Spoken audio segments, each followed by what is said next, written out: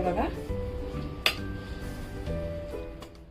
आज आपण कांदा लसूण विरहित भोगीची भाजी कशी करायची ते पाहणार आहोत। संक्रांतीपासून नवीन पीक यायला सुरुवात होते। नवीन शेंगभाज्या, फळभाज्या यापासून संक्रांतीच्या आदल्या दिवशी म्हणजे भोगीच्या दिवशी ही भाजी केली जाते। याचा नैवेद्य दाखवला जातो। प्रत्येक ठिकाणी या भाजीला वेगवेगळ्या नावाने ओळखले जाते। काही ठिकाणी या भाजीला लेकुरवाळी भाजी पण म्हणतात। ही भाजी चवीला खूपच छान लागते आणि बनवायलाही खूप सोपी आहे। चला तर ही भोगीची भाजी कशी करायची ते पाहूया। तुम्ही या चॅनलला अजून सबस्क्राइब केले नसेल तर जरूर सबस्क्राइब करा, ते निशुल्क आहे। त्यासाठी लागणारे साहित्य: पावट्याचे दाणे, ओल्या तुरीच्या शेंगांचे दाणे, ओल्या भुईमुगाच्या शेंगांचे दाणे, वाटाणा, हरभरा, गाजर, बोरं, वालाच्या शेंगा आणि वांगी।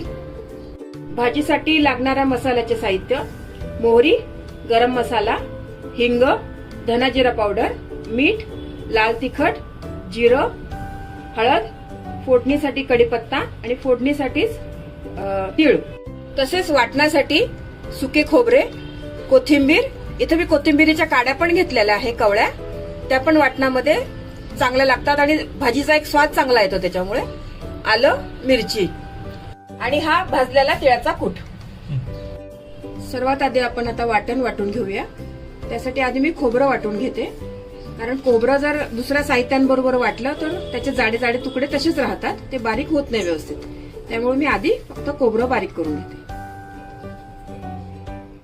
हे मी खोबरं बारीक करून घेतलं आहे। त्यात आता आपण सर्व साहित्य घालूया एक एक करून। वाटणात थोडंसं पाणी टाकूया।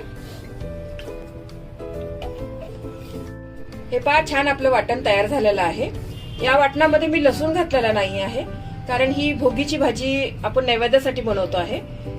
एरवी जर तुम्ही अशीच भाजी खायला बनवत असाल तर त्यात तुम्ही लसूण कांदा जरूर घाला।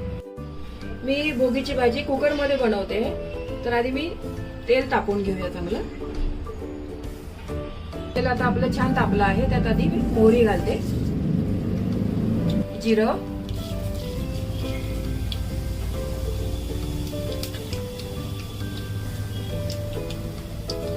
जिरं पण छान फुलल्यावर तीळ घालूया याच्यात।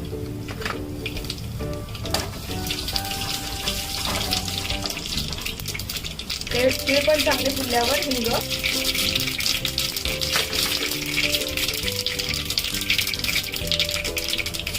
कढीपत्ता,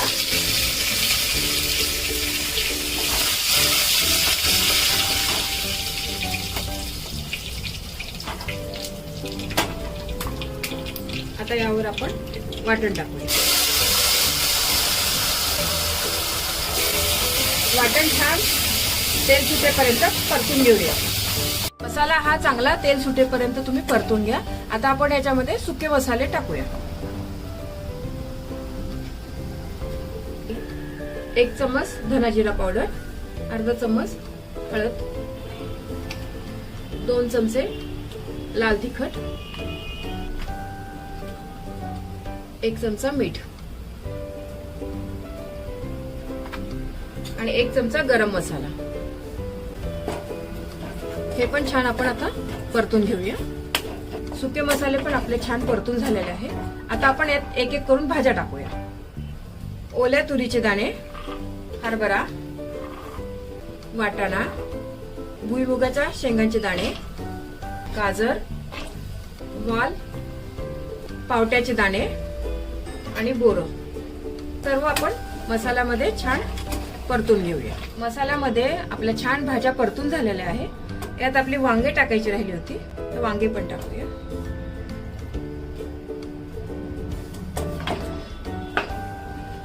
आता आपण यात 1 ग्लासभर गरम पाणी टाकूया।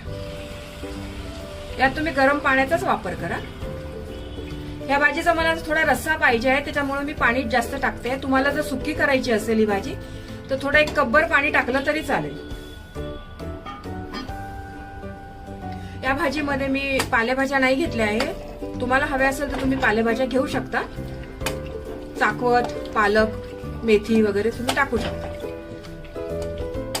यात मी आता तिळाचा कूट टाकते आहे।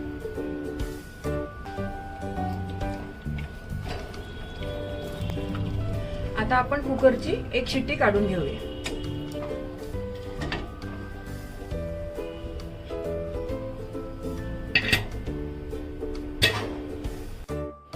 आपली आता बघा कुकरची वाफ छान दबलेली आहे.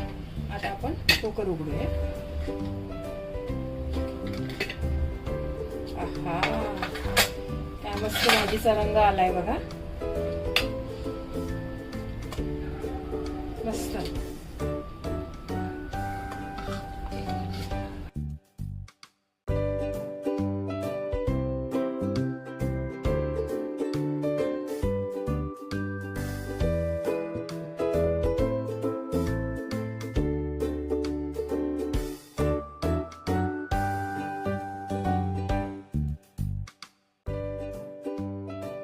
ही भोगीची भाजी तुम्ही तीळ लावलेल्या बाजरीच्या भाकरी बरोबर सर्व करा.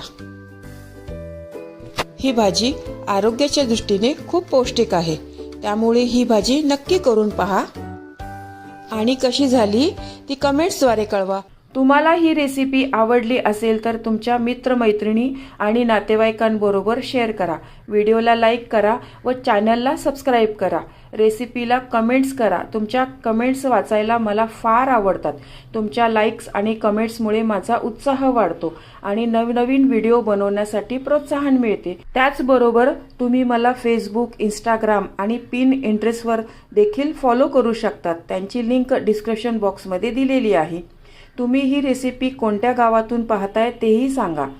तर पुन्हा भेटूया एका नवीन रेसिपीसह. तोपर्यंत मस्त खा, काळजी घ्या. धन्यवाद.